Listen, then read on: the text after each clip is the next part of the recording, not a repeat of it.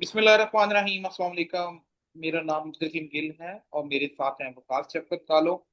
Welcome to the global chessboard. It's a humble request to all our viewers and followers, please subscribe us, and if you have any question, any suggestions, and mention in comment box is open for your opinion. Iran, Israel और America की जो जंग है, initial days में तो ये एक Venezuela की तरह ड्रामा फील हुआ कि जैसे वेनेजुएला में अमेरिकन ट्रूप्स इंटर हुए, वहां पे गवर्नमेंट ऑफ डाउन की अपना कठपुतली जो गवर्नमेंट है, वो एक पॉलिटिकल सिस्टम है, उसको स्टार्ट किया एंड देन सेटअप चलता है। But I think so American ने ईरान पे हमला करने से पहले अमेरिकन माइंडसेट को ही देखा है, अपनी पावर्स को ही देखा है, but they didn't study Iranian peoples, they didn't study Iran history. History में आज तक ईरान को कोई कॉन्कर नहीं कर सका, कोई इन्वेडर नहीं रहा। उसकी मल्टीपल फैक्टर्स हैं, यूनिटी है उनकी, एंड सेकंड उनकी जो टेरिटोरियल बाउंड्रीज हैं, जो स्ट्रेटेजिकल लोकेशंस हैं, वो इतनी इजीली इन्वेड वाली नहीं है। तो ईरान की जो वॉर है जब प्रलॉन्ग होती जा रही है, तो इसका इम्पैक्ट अब डेवलप स्टेट, डेवलपिंग स्टेट्स और इवन दो अमेरिकन अलाइज के ऊपर भी पड़ता है। साथ साथ अमेरिका की जो एक इम्पैक्ट था, एक इमेज था दुनिया के अंदर, एक गॉड फादर का जो एक सिनेरियो बनाता था पूरी दुनिया में, डिफेंस के नाम पे, उनको सिक्योरिटी के नाम पे, उनको एक जो पूरी दुनिया का एक चौधरी बना हुआ था, उसमें भी कमियां थी। जीसीसी जो स्टेट्स हैं, उन्होंने अब पहली दफा ये सोचना शुरू कर दिया है कि अगर हम अमेरिकन के साथ हैं और अमेरिकन ने हमारी सिक्योरिटी की, हमारी डिफेंस की जिम्मेदारी ली है, लेकिन उसके बावजूद अमेरिकन मिसाइल्स, अमेरिकन इंटरसेप्टर्स हमें बचाने के बजाय ईरानियन मिसाइल्स हमें टारगेट कर।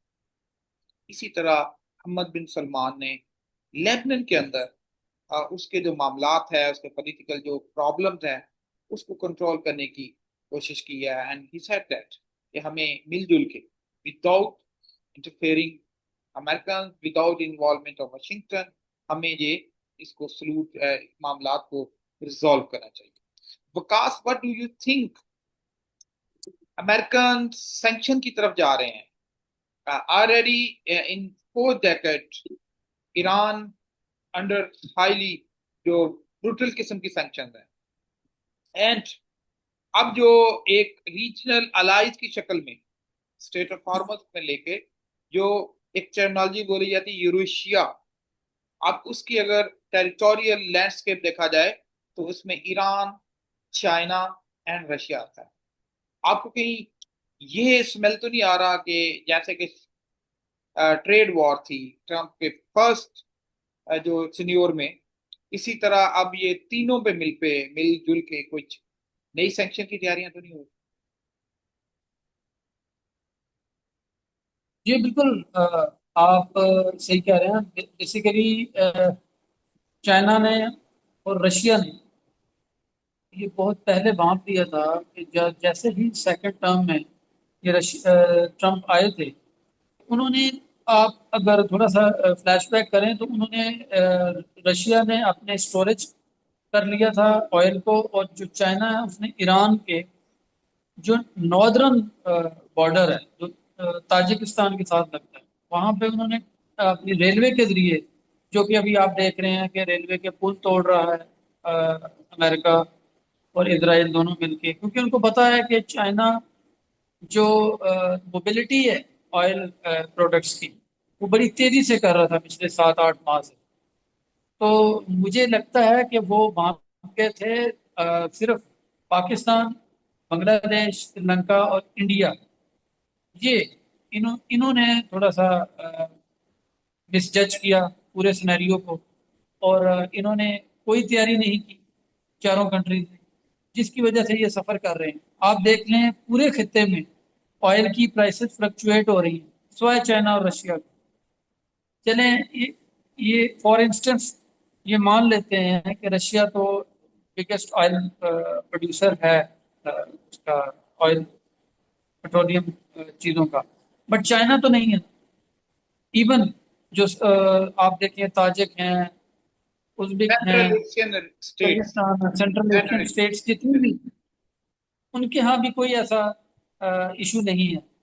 तो हम लोग तो चूंकि ट्रांजिट के जरिए सफ़र कर रहे हैं ये स्ट्रेट ऑफ हॉर्मस के साथ, तो मुझे लगता है आपका जो क्वेश्चन था कि आया ये ट्रेड का जो एक आप समझ लें कि सेक्शन कर रहा है अमेरिका इस खिते पे, तो मुझे लगता है कि वो बड़ी लॉन्ग इनिंग्स खेलने जा रहा है। अभी आप देखें कि हम बड़े दिनों से अपने चैनल पे बात कर रहे थे, पिछले कोई ऑलमोस्ट 2 वीक से, कि जैसे ही वर्ल्ड कप खत्म होगा तो अमेरिका एक मेजर थ्रेट के तौर पे चीज़ों को लेके आएगा। और ऐसा ही हुआ, उसने जो अभी एक बिल पास किया है कांग्रेस के साथ, अ, आप देख सकते हैं कि उसमें उसने जो रशियन ऑयल प्रोडक्ट्स हैं उनको बैन किया है। इवन ईरानियन प्रोडक्ट्स को भी उसने बैन किया है। तो मुझे लगता है कि ये बहुत बड़ी इनिंग्स खेल रहा है अमेरिका। और जो एशियन कंट्रीज जितने भी हैं उनको सोचना चाहिए इस पे, और एक ब्लॉग बनाना चाहिए, और ये बहुत क्विक ब्लॉग बनाना चाहिए। जो इस पे अगर आप जो कॉन्फ्रेंस जो थे बुलाने में लग गए तो फिर तो। लेट जो थे लेट लिंडसे ग्राहम, उन्होंने एक बिल जो है वो प्रिपेयर किया था। उसके अकॉर्डिंग ये था कि रशियन के ऊपर हम सैंक्शन लगाएंगे इस तरह कि जो भी रशियन के साथ ऑयल और गैस खरीदेगा उसको भी बदतरीन सैंक्शन का सामना करना। ये था। जैसे कल वो बिल पास करवाने के लिए पेश किया गया, तो ट्रम्प साहब ने उसमें ईरान का नाम दिया था।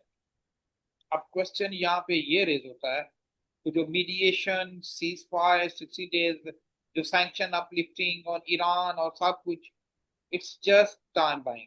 वो जस्ट टाइम बाइंग कर रहे थे।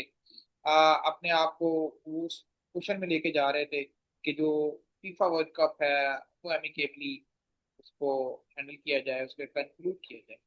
अगर हम ऑयल और गैस की परचेजिंग की बात करें तो दुनिया के अंदर जो इंडस्ट्रियलाइज्ड स्टेट्स में आती हैं, अगर एशिया की बात करें तो उसमें चाइना आता है एंड इंडिया आता है। अब चाइना उसमें ओपनली ऑयल खरीद रहा है, रशिया से भी खरीद रहा है, ईरान से भी खरीद रहा है। बट इन चाइनीज पोर्ट्स तो जो रिकॉर्ड में है, कहीं भी ईरान से बाइंग का नाम, they are using shadow fleet and cargo swaps.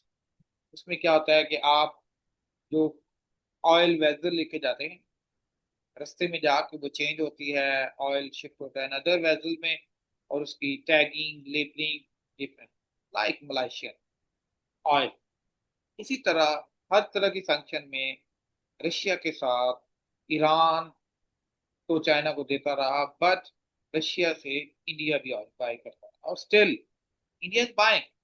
उसकी दो वजूहत हम देखते हैं कि ये जो चाइनीज इकोनॉमी है उसकी जो प्राइसिंग है, सेम चीज अगर हम बनाने की कोशिश करें या कोई और स्टेट बनाने की कोशिश करे, वो उसकी कॉस्ट 2 to 3 फोल्ड इंक्रीज हो जाती है। चाइना के पास ऐसी क्या गिदर सिंगी थी कि चाइना वही चीज बनाता है, सस्ती बनाता है, और दुनिया की जो मार्केट है उसको उसने टॉपल डाउन करके रखा।